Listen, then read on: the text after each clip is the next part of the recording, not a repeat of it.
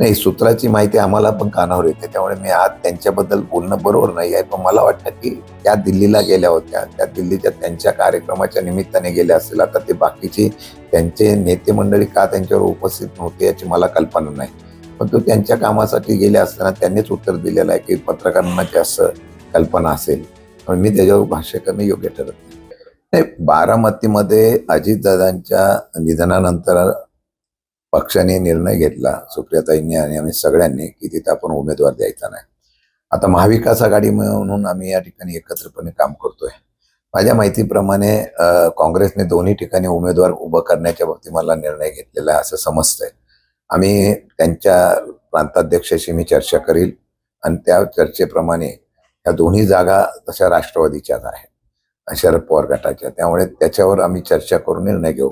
मागे सुद्धा आपण बघितलं असतं, राज्यसभेच्या वेळेला पण सगळेजण इच्छुक असतात, पक्ष मागणी करत असतो, मग आम्ही चर्चा करून त्यामध्ये मार्ग काढतो. मला वाटतं आता ह्यामध्ये पण मी स्वतः त्यांच्याशी चर्चा करेल आणि त्यामध्ये निश्चितपणे चर्चा करून मार्ग निघेल. तर अवकाळी पाऊस मोठ्या प्रमाणात राज्यात अनेक ठिकाणी झालाय आणि मोठं नुकसान शेतकऱ्यांचं याच्यात झालंय.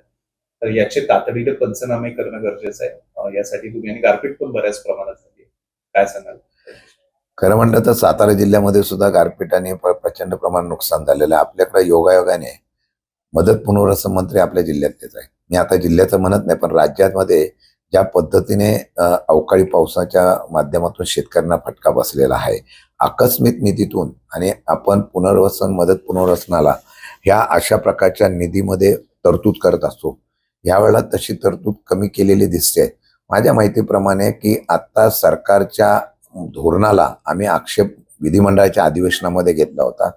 दुर्दैवाने काही गोष्टी शासनाकडून सरकारकडून लपवल्या जातात आणि ते सभागृहामध्ये त्यांनी कबूल केलं की इतर राज्याला केंद्र सरकारने जी मदत केली होती तशा प्रकारची मदत साधारणतः 25,000 कोटी रुपये केंद्राकडून येणं बाकी होतं. ती मदत अद्यापही केंद्राने दिली नव्हती. सत्य परिस्थिती होती. मंत्र्याच्या माध्यमातून आम्हाला असं सांगण्यात आलं सरकारच्या वतीने की नाही, त्यांनी मदत नाही दिली तरी आम्ही मदत पोहोचवलेली आहे. माझ्या माहितीपणे विमा कंपन्यांच्यावर आक्षेप घेतलेले आहेत. त्याचबरोबर अवकाळी अतिवृष्टी ह्या असलेल्या शेतकऱ्यामध्ये खरोच शेतकरी अडचणीत आलेला आहे. पंचनामे किती महिने होतात हे तुम्हाला सुद्धा माहिती आहे. वेळेवर पंचनामे होत नाही आणि मग त्याची नुकसान केंद्रीय पथक अगदी सगळं संपल्यानंतर येत आहे बघायला. हे दुर्दैव आहे. माझ्या माहितीप्रमाणे तातडीने सरकारने तुमचे पंचनामे काय होतील काय नाही होतील याच्यावर लक्ष न देता तातडीने शेतकऱ्यांना दिलासा देण्यासाठी तात्काळाने मदत करण्याच्या संदर्भातली भूमिका जाहीर करणं गरजेचं आहे. तशी आम्ही मागणी करू आणि मग तुमचे पंचनाम्यानंतर त्या निकषा आणि नियमामध्ये तुमचे ज्याप्रमाणे नुकसान भरपाई होईल त्याला मदत करणं गरजेचं आहे असं आमची मागणी आहे.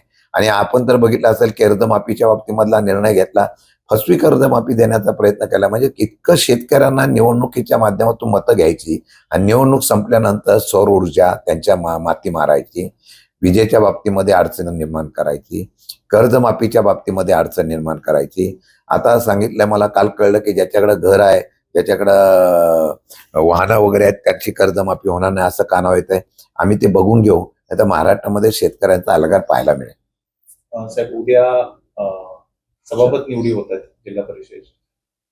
कशा पद्धतीने आता तुम्ही एकत्र आहात, शिवसेना गट असेल किंवा राष्ट्रवादी, काय आता कशा पद्धतीने ताकद लावणार? उद्या जिल्हाधिकारी मला कळलेलं आहे की जमावबंदी जाहीर केली आहे. उशिरा सुचलेलं शहाणपण आहे मला वाटतं. म्हणजे बैल गेला आणि झोपा केला अशा पद्धतीने काम केलेलं दिसतंय. मला वाटतं ही पण त्यांची एक स्ट्रॅटेजी असेल. यावेळेला तरी सीसीटीव्ही फुटेज चालू आहेत का बघायला लागतील. आणि मला एक अजून कळत नाही की सीसीटीव्ही फुटेज बंद होतं असं सांगितलं गेलं, कामं चालू होती म्हणून, पण आतमध्ये ज्या वेळेला सभा होते त्या सभेचं चित्रण झालेलं का नाही मला माहिती घ्यायची आहे. जर सभेचं चित्रण झालं असेल तर आम्हाला असं कळतंय की जो उमेदवार होता त्या उमेदवाराने हात वरती केला नव्हता तरी त्याला काउंट केला गेला असेल. हा अक्षम्य अशा प्रकारचं चूक आहे. हा पार्सलिटीचा प्रकार आहे. आम्ही ती पण शूटिंग पण मागतोय, सीसीटीव्ही फुटेज पण मागतोय. नाही झालं तर आम्ही कोर्टातच जाणार आहोत. माझ्या माहितीप्रमाणे उद्या तरी लोकशाहीच्या माध्यमातून कामं होतील अशी मला अपेक्षा आहे. निर्णय होईल.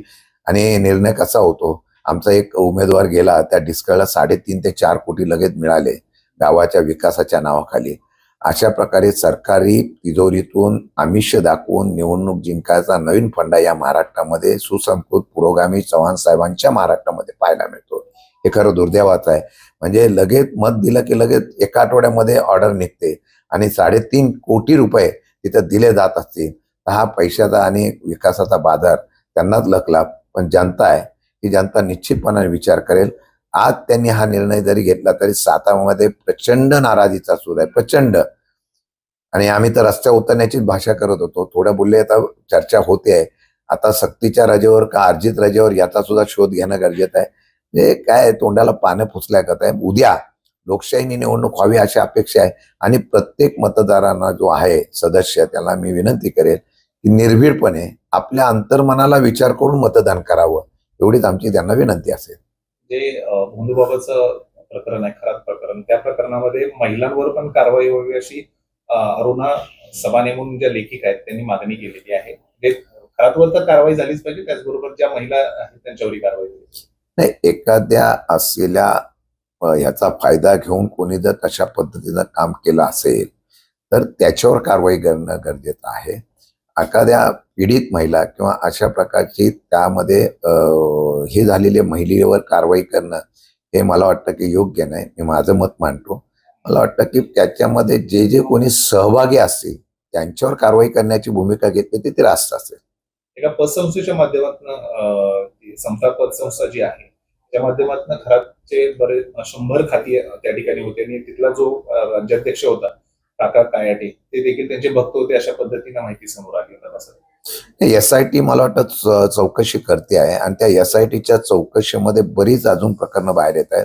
हवाला पण आहे, त्यानंतर इन्व्हेस्टमेंट आहे, त्यांच्या असलेल्या CAचं नाव आलेलं आहे, अजून बऱ्याच लोकांची नावं येतील आणि त्यामध्ये कुठे कुठे त्यांनी पैसा या माध्यमातून कमवला आणि तो गुंतवला, तो कायदेशीर गुंतवला का बेकायदेशीर गुंतवला का या अशा पतसंस्थेमध्ये मग गुंतवला काय, याचा शोध घेऊन त्याचा निश्चितपणाने कारवाई होईल अशी माझी अपेक्षा आहे. त्यांचा मुलगाच जो हवाला प्रकरणात त्यांच्या मुलगाचं नाव सुद्धा पुढे येत आहे.